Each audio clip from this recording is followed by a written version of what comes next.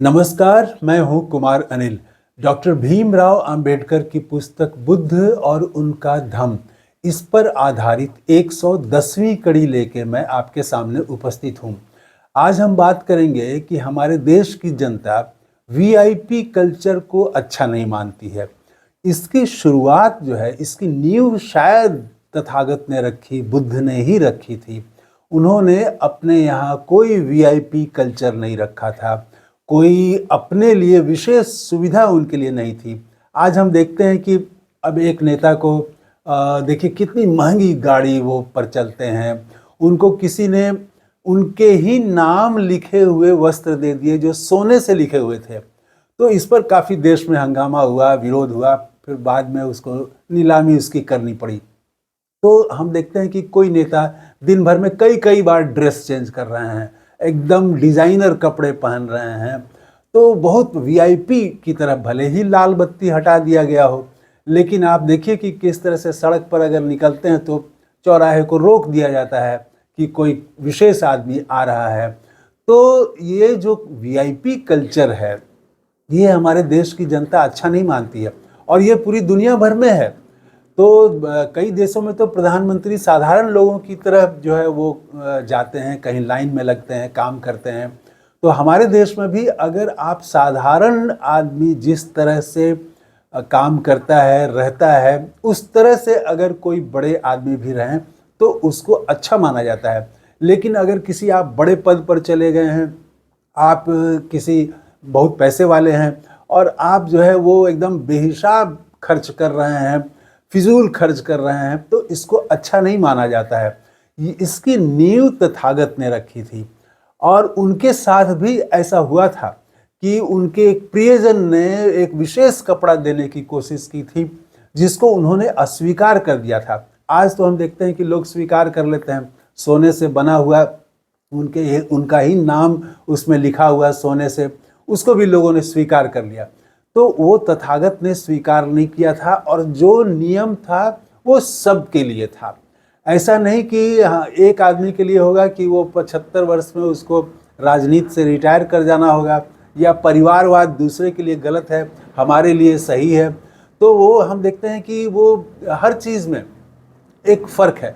नियम जो है वो दूसरे के लिए बनता है, हमारे यहाँ एकदम ये तय है कि नियम जो है वो दूसरे के लिए बनाया जाता है, अपने लिए कुछ अलग नियम होगा। तो वो तथागत के यहाँ नहीं था। तथागत ने संघ में जो नियम बनाए उसका पालन उन्होंने खुद भी किया। कैसे, वो हम देखेंगे, और एक बड़ी रोचक कथा भी आती है। सबसे पहले जैसे था संघ में नियम था कि हर संघ का जो सदस्य होगा, जो भी भिक्षु होंगे संघ में, वो दिन में एक ही बार भोजन ग्रहण करेंगे, एक ही बार खाना खाएंगे। तथागत खुद भी इसको लागू करते रहे। वो चाहते तो उनके प्रति बहुत प्रेम था, लोग उनको अलग तरह का भोजन भी दे सकते थे, लेकिन उन्होंने स्वीकार नहीं किया, वो भी उसी नियम का पालन करते रहे। फिर एक नियम था कि एक भिक्षु को 3 चीवर से ज़्यादा नहीं होना चाहिए, 3 वस्त्र से ज़्यादा उसके पास नहीं होना चाहिए। तो ये जो है इसका पालन खुद तथागत ने भी किया। वो चाहते तो उनके लिए बहुत सारे वस्त्र हो सकते थे, वो भी रोज दिन भर में 3 बार कपड़े बदल सकते थे, लेकिन ऐसा उन्होंने नहीं किया। वो भी 3 ही कपड़े उनके पास भी थे। और यहीं पर एक कथा आती है कि एक बार तथागत कपिलवस्तु में थे, और उनकी मौसी, आप जानते हैं महाप्रजापति गौतमी, तो वो अपने हाथ से, बड़े प्रेम से अपने हाथ से उन्होंने सूत काता और कपड़ा तैयार किया, बुना, और बुन करके वो ले आई बहुत सुंदर कपड़ा। और उन्होंने तथागत से कहा कि ये मैंने अपने हाथ से आपके लिए ये चीवर तैयार किया है, आप इसको स्वीकार कर लें। तो तथागत ने कहा कि नहीं, इसको आप संघ को दे दीजिए। तो उनको थोड़ा अजीब लगा। उन्होंने फिर दोबारा अनुरोध किया कि मैंने अपने हाथ से आपके लिए तैयार किया है, आप इसको स्वीकार कर लें। दूसरी बार भी तथागत ने स्वीकार नहीं किया। तीसरी बार अनुरोध किया, तीसरी बार भी तथागत ने अनुरोध को ठुकरा दिया। कहा कि ये चीवर को आप संघ में दे दें। वहाँ संघ में जिस भिक्षु के पास 3 कपड़े नहीं होंगे उनको दिया जाएगा। ये मेरे पास 3 कपड़े हैं तो मैं नहीं लूँगा। तो अब तो वो बड़े प्रेम से और उन्होंने ही पाला था, आपको याद है। तो उसके बाद आनंद ने कहा कि तथागत से फिर अनुरोध किया कि ये आपकी मौसी हैं महाप्रजापति गौतमी, और आपके जन्म के तो कुछ ही दिन के बाद आपकी माँ की मृत्यु हो गई थी, तो इन्होंने ही अपना दूध पिलाया है, इन्होंने ही आपको, एक नर्स का जो काम होता है वो सारा कुछ किया, और इन्होंने ही आपको दाई का जो काम होता है, जो पालन करना, वो भी सारा कुछ आपकी सेवा की, आपका पालन किया, माँ की तरह हैं ये आपकी। तो इन्होंने आपके लिए बहुत कुछ किया है, इनका आप अनुरोध स्वीकार कर लें। ये बड़े प्रेम से इन्होंने तैयार करके आपके लिए लाया है।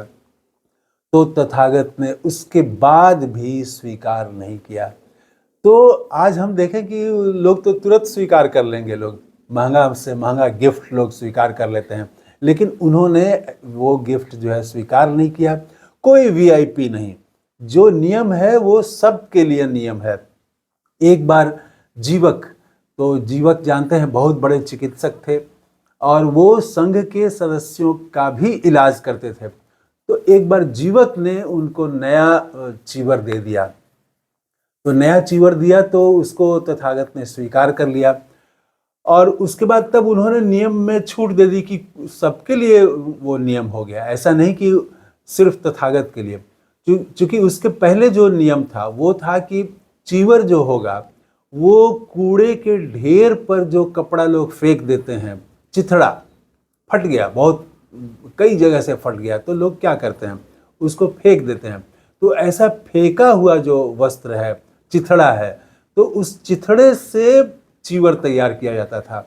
और ये उन्होंने ये सोच के नियम बनाया था कि इसमें, डॉक्टर अंबेडकर यहाँ लिखते हैं कि ताकि धनी वर्ग का प्रवेश संघ में रोका जा सके। अगर वो धनी वर्ग आ जाएगा, मध्य वर्ग सामान्य लोग नहीं रहेंगे, धनी वर्ग के लोग आ जाएंगे, तो फिर संघ को संभालना शायद मुश्किल हो जाएगा। तो उन्होंने वो नियम बना के रखा था, बड़ा कड़ा नियम था। लेकिन बाद में जब जीवक उनका बहुत प्रिय शिष्य था, बहुत प्रिय उपासक था, वो तो भिक्षु बनना चाहता था, तथागत ने ही उसको रोका था कि नहीं, आपकी दूसरी जिम्मेदारी है। तो वो जब उन्होंने खुद स्वीकार कर लिया तो सबके लिए नियम बना दिया कि ठीक है, नया चीवर भी कोई दे तो वो पहन सकता है भिक्षु, और वो सबके लिए फिर नियम कर दिया उन्होंने। तो उनके यहाँ कोई वीआईपी कल्चर नहीं था। आज जो हम देखते हैं कि वीआईपी कल्चर का विरोध होता है, इसकी नींव तथागत ने ही 2500 साल पहले रखी थी। सबके लिए समानता, सबके लिए बराबर, और आज भी हम देखते हैं कि उसका असर हमारे समाज में है। हालांकि बड़ा कम हो रहा है आज के जो जिस तरह से दिखावा और जिस तरह से पैसा एक वर्ग के हाथ में जिस तरह से ज़्यादा आ गया है, तो लोग बहुत दिखावा कर रहे हैं, एक एक आदमी के पास बहुत बहुत कपड़े हैं। लेकिन आज भी सिंप्लिसिटी, कम कपड़े पहनना, उसको अच्छा माना जाता है। देखिए महात्मा गांधी को आप देखिए, महात्मा गांधी वो बहुत ही सिंपल ढंग से खुद से तैयार किया हुआ कपड़ा ही पहनते थे। पहले तो वो भी सूट बूट पहनते थे, लेकिन जब वो भारत में घूमे, जब उन्होंने भारत को देखा, भारत को समझा, पढ़ा, देखा, उसके बाद उन्होंने ये निर्णय लिया कि वो जो है वो कम से कम वस्त्र पहनेंगे, और खुद से तैयार किया हुआ ठेहुने तक ही उनकी धोती होती थी, आधी धोती होती थी। तो और आधी धोती को वो लपेट के शरीर में लपेट लेते थे। तो वो जो सिंप्लिसिटी थी, उसको गांधी की ये जो मतलब एक सिंप्लिसिटी थी, उसको देश ने अच्छा माना। देश इसीलिए उसको महात्मा बोला, और आज भी पूरी दुनिया में उनका मान और सम्मान है। अगर वो भी दिखावा करते, बहुत ऐश मौज में रहते, तो गांधी चाहते तो कर सकते थे, लेकिन उन्होंने ऐसा नहीं किया, तो इसीलिए उनका सम्मान भी है। आप देखें कि एक नेता हैं जो एक ही टी शर्ट में रहते हैं, तो लोगों को अच्छा लग रहा है कि एक ही कपड़े में वो लगातार रह रहे हैं, दिन भर में 3 बार ड्रेस नहीं चेंज कर रहे हैं, तो वो अच्छा लग रहा है लोगों को। तो हमारा देश जो है ये बहुत असमान है। बहुत एक बड़ा वर्ग जो है बहुत गरीबी में है, उसके लिए नए कपड़े मतलब पूजा और बड़े उत्सव में ही, किसी का शादी ब्याह हो, दुर्गा पूजा हो, होली हो, तभी वो खरीद पाते हैं, रोज़ रोज़ नहीं खरीद पाते हैं। लेकिन एक वर्ग ऐसा हो गया है जिसके लिए रोज़ दिवाली है, रोज़ होली है, वो रोज़ नए कपड़े खरीदता है। तो ये ठीक नहीं है हमारे जैसे देश में, जहाँ इतनी विशाल आबादी जो है वो बेहद गरीबी में जी रही है। तो वहाँ पर उन्होंने ये जो वीआईपी कल्चर है ये ठीक नहीं है। तो ये आया तथागत से ही आया, तथागत ने ही मैं समझता हूँ कि इसकी नींव रखी कि सबके लिए एक ही नियम होना चाहिए। जो भी नियम रहेगा, किसी राजनीतिक दल में हो, समाज में हो, तो सबके लिए एक ही नियम होना चाहिए। ऐसा नहीं कि कोई जो है वो ट्रेन में खूब हल्ला करते हुए, पूजा पाठ करते हुए जाए और कोई जो है वो नमाज ही अगर पढ़ दे तो हंगामा हो जाए, विरोध हो जाए। तो नियम भी हमारे यहाँ जो है वो धर्म के आधार पर, कपड़े के आधार पर वो बदल दिए जाते हैं। ऐसा नहीं था तथागत के यहाँ। तथागत के यहाँ चाहे वो राजकुमार उस संघ में आए हों, चाहे गरीब घर का कोई बेटा आया हो, संघ में शामिल हुआ हो, सभी भिक्षु वहाँ पर समान थे। और खुद तथागत ने भी उसको, उन नियमों का पालन किया, आजीवन पालन किया। तो आज की कड़ी में इतना ही। बुद्ध को नमस्कार करते हुए थैंक यू, धन्यवाद, जय हिंद।